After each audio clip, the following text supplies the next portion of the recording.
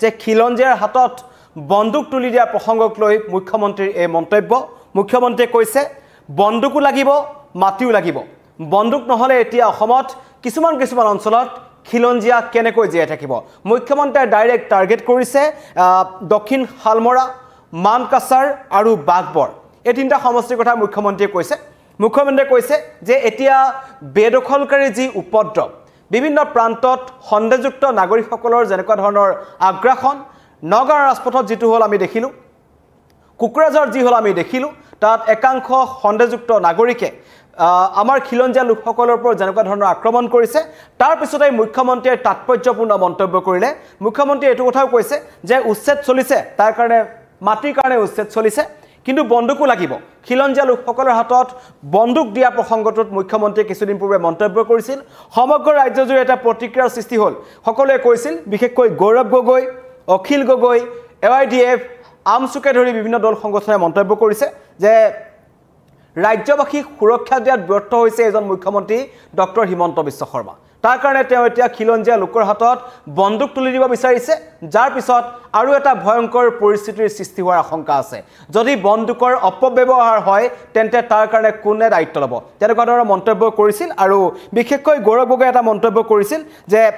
ৰাজ্যৰ গৃহ বিভাগটো যাৰ দায়িত্বত আছে মুখ্যমন্ত্ৰীৰ দায়িত্বত আছে তেওঁ যদি গৃহ বিভাগটো ভালকে চলাব পৰা নাই ৰাজ্যক যদি তেওঁ সুৰক্ষা দিবলৈ ব্যৰ্থ হৈছে তেন্তে তেওঁ পদত্যাগ কৰক কিন্তু খিলঞ্জীয়া লোকৰ হাতত বন্দুক তুলি দিয়াটো কোনো কাৰণত মানি ল'ব নোৱাৰি এনেকুৱা ধৰণৰ মন্তব্য কৰিছিল কিন্তু এতিয়া পুনৰ খিলঞ্জীয়াৰ সুৰক্ষা বা খিলঞ্জীয়াৰ অস্তিত্বৰ যদি প্ৰসংগ আহিছে সেই প্ৰসংগৰ উদ্ধৃতি দি মুখ্যমন্ত্ৰীয়ে এটা মন্তব্য কৰিলে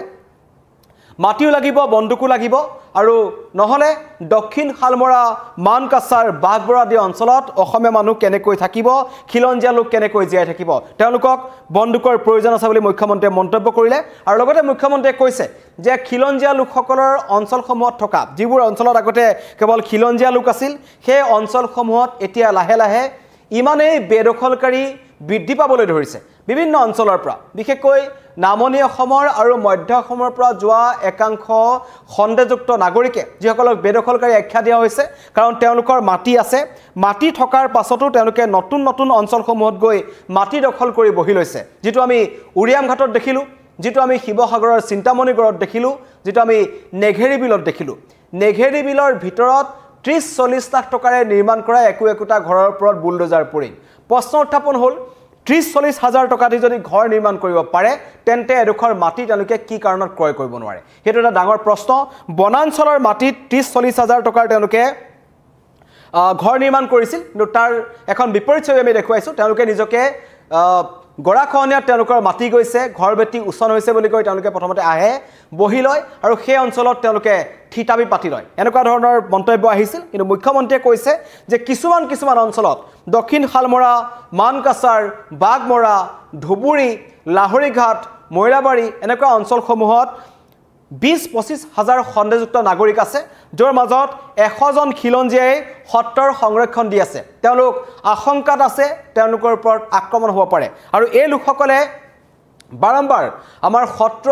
চৰকাৰী ভূমি বনাঞ্চলৰ ভূমি নামঘৰৰ ভূমি দখল কৰি বহিছে গ্ৰেজিং ৰিজাৰ্ভসমূহ দখল কৰি তেওঁলোক বহি আছে আৰু তেওঁলোকে একোখন গাঁও তেওঁলোক ৰূপান্তৰিত হৈছে আৰু কাষত থকা যিসকল খিলঞ্জীয়া লোক আছে তেওঁলোকৰ ওপৰত তেওঁলোকে হেঁচা প্ৰয়োগ কৰিবলৈ আৰম্ভ কৰিছে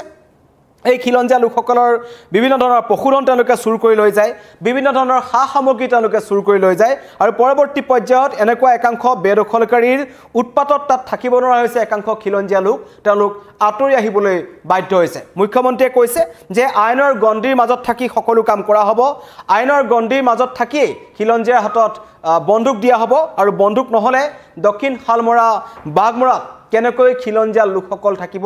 তাক লৈ মুখ্যমন্ত্ৰীয়ে প্ৰশ্ন উত্থাপন কৰিছে আৰু বিৰোধীক তেওঁ টাৰ্গেট কৰি লৈছে তেওঁ কৈছে 2026 নিৰ্বাচনক লৈ আমাৰ এইবোৰ ইস্যু নহয় এটো ইস্যু হৈছে আমাৰ অসমীয়াৰ খিলঞ্জীয়াৰ সুৰক্ষাৰ স্বাৰ্থত কাৰণ 20 বছৰৰ পাছত অসমীয়া লোকসকল অসমত কোনটো পৰ্যায়ত থাকিব তেওঁলোকৰ ওপৰত অত্যাচাৰ অধিক বৃদ্ধি পাব তেনেকুৱা ধৰণৰ মন্তব্য মুখ্যমন্ত্ৰীয়ে কৰিলে আৰু মুখ্যমন্ত্ৰীয়ে কি মন্তব্য কৰিছিল মই আপোনালোকক শুনাব বিচাৰিছো বন্দুক নহলে আপুনি সাউথ সালমাৰা মানকাছাৰত কেনেকৈ থাকিব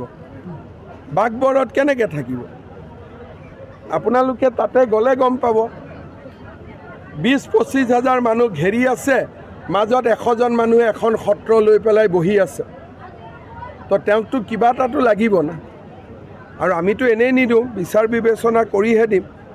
গতিকে বন্দুকো লাগিব মাটিও লাগিব অধিকাৰো লাগিব খালি আইনৰ মাজত লাগিব আইনৰ গণ্ডি পাৰ হৈ আমাক একো নালাগে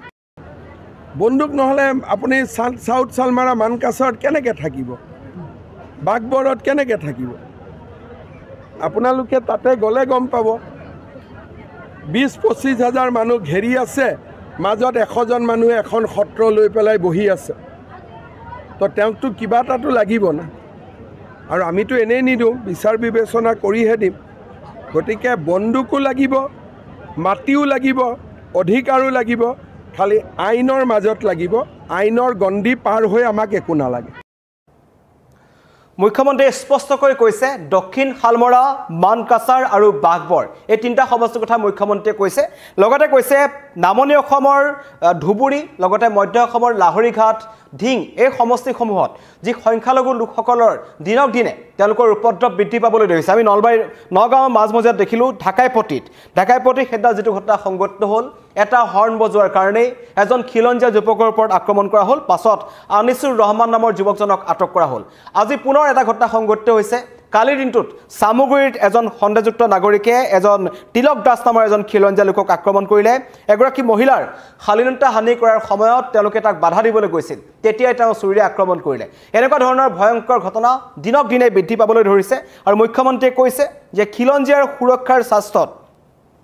যদিহে খিলঞ্জীয়াৰ হাতত বন্দুক দিব লাগে যিটো লাইসেন্স থাকিব যাৰ আইনৰ গণ্ডিৰ মাজত দিয়া হ'ব এনেকুৱা নহয় যে সকলোৰে হাতে হাতে বন্দুক তুলি দিছে সুৰক্ষাৰ স্বাৰ্থত কোনোবাই যদি বিচাৰে লাইসেন্স এপ্লাই কৰি এটা বন্দুক তেওঁলোকে ল'ব পাৰে আৰু সেইটো পৰ্যায়ত সেই প্ৰক্ৰিয়াৰে ইতিমধ্যেই খিলঞ্জীয়াৰ এজন নগাঁৱৰ যুৱকে ইতিমধ্যে এটা বন্দুক তেওঁ লাভ কৰিছে অনুজ্ঞাপত্ৰ থকা আৰু মুখ্যমন্ত্ৰীয়ে এইটো কথাই কৈছে যে কিছু অঞ্চল এতিয়া অসমীয়া মানুহৰ হাতৰ পৰা এক প্ৰকাৰ আঁতৰি যোৱাৰ নিচিনা হৈছে বাগবৰ দক্ষিণ শালমৰা মানকাছাৰ এই অঞ্চলসমূহত একোখন সত্ৰ যি 50 বিঘা 40 বিঘা মাটি এতিয়া বাছি আছেগৈ আগতে সেইবোৰ 200-300 বিঘা মাটি আছিল সত্ৰৰ তাৰে 200-300 বিঘা মাটি ইতিমধ্যে লৈ লৈছে কিন্তু এতিয়া এই সত্ৰখনৰ যিটো মূল ভূমি আছে সেই অঞ্চলসমূহ মাত্ৰ 100-200 খিলঞ্জীয়া মানুহে তেওঁলোকে জীয়াই ৰাখিছে সংৰক্ষণ কৰি ৰাখিছে কিন্তু তেওঁলোকৰ ওপৰত বহুত হেঁচা আছে কাৰণ তেওঁলোকৰ আশে-পাশে 30-40খন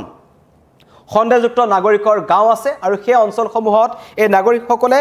আগৰে প্ৰায় এদিন দুদিন বুলি নহয় বহু বছৰ আগৰ পৰাই তেওঁলোকে উপদ্ৰৱ কৰি আছে মন গ'লেই তেওঁলোকে আক্ৰমণ কৰে কুকুৰাঝাৰৰ যিটো ঘটনা সংঘটিত হ'ল এজন আলী উপাধিৰ এজন সন্দেহযুক্ত নাগৰিকৰ নেতৃত্বত 20-30 জনীয়া এটা দলে কৃষকৰ দলটোৰ ওপৰত আক্ৰমণ কৰিছিল দুজনক প্ৰাণে মাৰাৰ ভাবুকি তেওঁলোকে আগতেকৈ প্ৰদান কৰিছিল দুজনক অতি সংকটজনক অৱস্থাত কুকুৰাঝাৰ মেডিকেল হস্পিটেলত ভৰ্তি কৰাব লগা হ'ল নগাঁও ঢাকাইপট্টিত হেলমেটেৰে এজন খিলঞ্জীয়া যুৱকক প্ৰহাৰ কৰা হ'ল আৰু পিছত গম পোৱা গ'ল সকলো বাহিৰৰ পৰা উঠি অহা ব্যক্তিয়ে তেওঁলোকৰ ওপৰত আক্ৰমণ কৰিছে এই সকল লোক তাত আগৰ পৰা নাছিল 20-15 বছৰ সময় হৈছে 15-20 বছৰ আগতে এটা অঞ্চললৈ আহে প্ৰথমতে কাম বিচাৰি আহে আৰু যেতিয়া এটা অঞ্চলত তেওঁলোকে কাম কৰে শ্ৰমিক হিচাপে যেতিয়া কাম কৰে তাতেই তেওঁলোকে থাকিবলৈ লয় এখন সৰু চালি দি তেওঁলোকে এটা ঘৰ নিৰ্মাণ কৰে টিঙেৰে তেওঁলোকে ঘৰ নিৰ্মাণ কৰে আৰু পৰৱৰ্তী পৰ্যায়ত সেই পথাৰসমূহ এঘৰ দুঘৰকৈ মানুহ বহি সম্পূৰ্ণৰূপে তেওঁলোকে দখল কৰি পেলায় আৰু এইটোৱে মুখ্যমন্ত্ৰীয়ে ক'ব বিচাৰিছিল যে এইটোৱে হৈছে ফিনিছ আছাম জেহাদ আৰু ফিনিছ আছাম জেহাদটো আমি মিলি শেষ কৰিব লাগিব মুখ্যমন্ত্ৰীয়ে মন্তব্য কৰিছে আৰু লগতে কৈছে খিলঞ্জীয়াৰ সুৰক্ষা সুনিশ্চিত কৰাটো এখন বিজেপি চৰকাৰৰ প্ৰথম প্ৰসংগ তেওঁলোকে কৈছে আমি যেতিয়া চৰকাৰ গঠন কৰিছিলোঁ তেতিয়াই প্ৰথম প্ৰসংগটো আছিল যে খিলঞ্জীয়া সুৰক্ষিত হ'ব লাগিব খিলঞ্জীয়া সুৰক্ষাত থাকিব লাগিব কিন্তু আইনৰ গণ্ডিৰ মাজেৰে সকলো দিয়া হ'ব বন্দুকো দিয়া হ'ব মাটিও লোৱা হ'ব নহ'লে মানুহ খিলঞ্জীয়া মানুহ কেনেকৈ জীয়াই থাকিব এইটো মন্তব্য কৰিছে লগতে উৰিয়াম ঘাটৰ উদ্ধৃতি দিছে তেওঁ উৰিয়াম ঘাটত কি হৈ আছিল সেইটো নতুনকৈ কোৱাৰ প্ৰয়োজন নাই উৰিয়াম ঘাট নেঘেৰি বিলত আমি দেখিলোঁ উজনি অসমলৈ এই উচ্ছেদ অভিযান বা বেদখলকাৰীৰ যিটো আগ্ৰাসী মনোভাৱ কেনেকৈ বিয়পি গৈছিল আৰু শেহতীয়াকৈ এতিয়া এইবোৰৰ পিছতেই মিয়ালেণ্ড দাবী কৰিলে কেইজনমান যুৱকে তাৰ পাছৰ পৰ্যায়ত সমগ্ৰ উজনি অসমত এতিয়া মিয়া খেদা আন্দোলন চলি আছে আৰু মুখ্যমন্ত্ৰীয়ে অতি তাৎপৰ্যপূৰ্ণভাৱে এটা মন্তব্য কৰিলে যে মিয়া খেদা আন্দোলনটো মূল পৃষ্ঠপোষকতাতে হৈছে মই জনা বুজাকৈ এই মিয়া খেদা আন্দোলন হৈছে খিলঞ্জীয়া মুছলমানসকলক বাদ দি খিলঞ্জীয়া মুছলমান লোকসকলক বাদ দি 1971 পিছত অহা পূৰ্ববংগীয় যিসকল মুছলমান লোক আছে যিসকল বেদখলকাৰী যিসকলে বনাঞ্চলৰ ভূমিত বহি আছে তেওঁলোকক অতি শীঘ্ৰে চিনাক্ত কৰা হ'ব আৰু ৰাজ্যৰ কেৱল উৰিয়াম ঘাট বুলিয়ে নহয় সকলো প্ৰান্ততে উচ্ছেদ অভিযান চলোৱা হ'ব আৰু উচ্ছেদ বন্ধ নহয় বুলি মুখ্যমন্ত্ৰীয়ে স্পষ্ট কৰি দিছে খালি এটা কথা কৈছে যদিহে বেদখলকাৰী এটা খিলঞ্জীয়াৰ ওপৰত আক্ৰমণ কৰে তেন্তে সুৰক্ষাৰ প্ৰশ্নটো আহিব কাৰণ ইতিমধ্যেই কংগ্ৰেছ AIDF সকলোৱে ৰাজ্যত ৰাষ্ট্ৰপতি শাসন দিব লাগে বুলি কৈছে তেওঁলোকে কৈছে যে হিমন্ত বিশ্ব শৰ্মাৰ চৰকাৰ ব্যৰ্থ হৈছে আৰু অসমৰ মাটিত অসমীয়া বা ভাৰতৰ নাগৰিকসকলৰ ওপৰত অত্যাচাৰ চলোৱা হৈছে বংগমূলীয় মুছলমানসকলক টাৰ্গেট কৰি লোৱা হৈছে আৰু সকলোৰে অন্তৰত আছে 2026ৰ বিধানসভা নিৰ্বাচনৰ আগে বিজেপিয়ে হিন্দু মুছলমানৰ ৰাজনীতি কৰিছে বুলি অখিল গগৈ এটা গুৰুতৰ অভিযোগ উত্থাপন কৰিছিল গৌৰৱ গগৈ এটা গুৰুতৰ অভিযোগ উত্থাপন কৰিছে AIDFে হেতু এটা অভিযোগ উত্থাপন কৰিছে আৰু কৈছে যে হিমন্ত বিশ্ব শৰ্মাৰ চৰকাৰে খিলঞ্জীয়া যিসকল মুছলমান লোক আছে বা যিসকল বাংলাভাষী যিসকল মুছলমান লোক আছে বিশেষকৈ নামনি অসমৰ যিসকল লোক আছে তেওঁলোকক টাৰ্গেট কৰিছে যাতে উজনি অসমত তেওঁলোকে এবাৰ অধিক আসন লাভ কৰিব পাৰে হেতুৱে টাৰ্গেট কাৰণ আমি দেখিছিলোঁ লোকসভা নিৰ্বাচনৰ সময়ছোৱাত যোৰহাটৰ পৰা এটা অত্যন্ত গুৰুত্বপূৰ্ণ এখন প্ৰতিদ্বন্দ্বিতা হৈছিল কিন্তু যোৰহাটৰ ৰাইজে গৌৰৱ গগৈক তাৰ পৰা জিকাই পঠাইছিল আৰু হেতুৱে অভিযোগ কংগ্ৰেছে উত্থাপন কৰিছে 2026ৰ বিধানসভা নিৰ্বাচনত উজনি অসমত কেইবাটাও ভেটি বা কেইবাটাও সমষ্টি বিজেপিয়ে হেৰুৱাব বুলি জানে যাৰ কাৰণে আগতীয়াকৈ এবাৰ উজনি অসমত মিয়া খেন্দা আন্দোলন কৰিছে লগতে এইবোৰ জাতীয় দল সংগঠনসমূহক মুখ্যমন্ত্ৰীয়ে মেনেজ কৰি এটা নতুন ৰূপ দিবলৈ চেষ্টা কৰিছে বুলি অখিল গগৈ আৰু কংগ্ৰেছে অভিযোগ উত্থাপন কৰিছিল কিন্তু অভিযোগৰ মাজতে পুনৰ মুখ্যমন্ত্ৰীয়ে নিজৰ স্থিতিত অটল আছে তেওঁ মন্তব্য কৰিছে মই যি মন্তব্য কৰিছিলোঁ যে খিলঞ্জীয়াই নিজৰ সুৰক্ষাৰ কাৰণে এতিয়া বন্দুক ল'ব পাৰিব অনুজ্ঞাপত্ৰ থকা বন্দুক ল'ব পাৰিব আৰু সকলো আইনৰ গণ্ডিৰ মাজত থাকি হ'ব লাগিব উচ্ছেদো কৰা হ'ব খিলঞ্জীয়া লোকসকলক সুৰক্ষাও দিয়া হ'ব বন্দুকো প্ৰদান কৰা হ'ব আৰু বেদখলকাৰীক প্ৰত্যেকটো অঞ্চলৰ পৰা খেদি পঠোৱা হ'ব মুখ্যমন্ত্ৰীৰ এই মন্তব্যৰ পাছতেই এতিয়া প্ৰতিক্ৰিয়াৰ সৃষ্টি হৈছে AIDFে কালি কিছুদিন পূৰ্বে এখন স্মাৰকপত্ৰ দাখিল কৰিছিল আমাৰ ৰাজ্যপালৰ হাততো এখন স্মাৰকপত্ৰ দাখিল কৰিছিল আৰু আৰক্ষী উপ পৰিদৰ্শকৰ হাততো তেওঁলোকে এখন অভিযোগপত্ৰ দাখিল কৰিছিল য'ত স্পষ্টভাৱে তেওঁলোকে এটা অভিযোগ আনিছিল মুখ্যমন্ত্ৰী হিমন্ত বিশ্ব শৰ্মাৰ নেতৃত্বত উজনি অসমত নামনি অসমৰ একাংশ শ্ৰমিকৰ ওপৰত অকথ্য নিৰ্যাতন হৈছে আৰু তাত উচতনি দিছে একাংশ জাতীয় দল সংগঠনে বিশেষকৈ বীৰ লাচিত সেনা বা এনেকুৱা ধৰণৰ বিভিন্ন দল সংগঠনৰ নাম দিয়া হৈছিল আহোম সেনাৰ নাম দিয়া হৈছিল আটাচুৰ নাম দিয়া হৈছিল আটাচুৱে 48 ঘণ্টাৰ ডেডলাইনো মানি দিছিল চৰাইদেউত কাৰণ আমি দেখিছিলোঁ এটা দৃশ্য যে চৰাইদেউত একাংশ বেদখলকাৰী বা সন্দেহযুক্ত নাগৰিকক উচ্ছেদ কৰিবলৈ যোৱা আটাচুৰ এটা দলক কেইগৰাকীমান মহিলা আৰু এজন পুৰুষে দাৰে আক্ৰমণ কৰিবলৈ লৈছিল তাৰ পিছতেই কিন্তু চৰাইদেউত এটা ভয়ংকৰ পৰিস্থিতিৰ দিশে গতি কৰিছিল তাৰ পিছতেই এই AIDFৰ দলটোৱে আহি